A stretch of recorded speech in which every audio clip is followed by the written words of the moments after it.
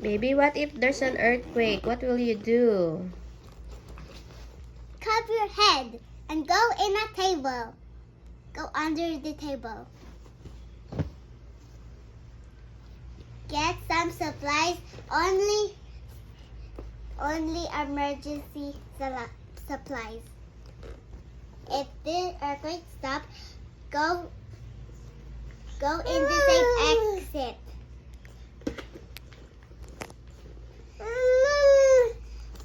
So you need cell phones if there's if there's no light. You need to bring your cell phone because the light might turn off.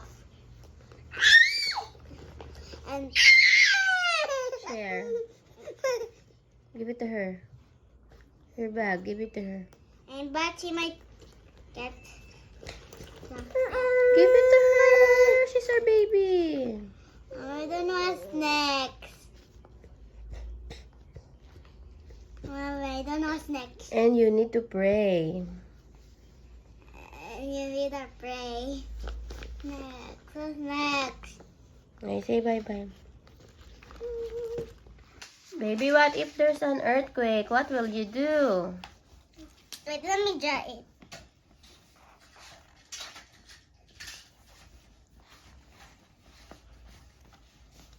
Tell mommy.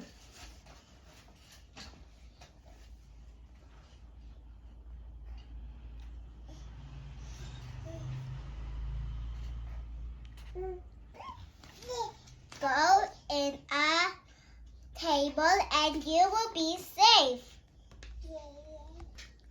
Baby, what if there's an earthquake? What will you do? Go under the table and cover your head. Get some safety supplies, phone, water, flashlight, food, and water. If the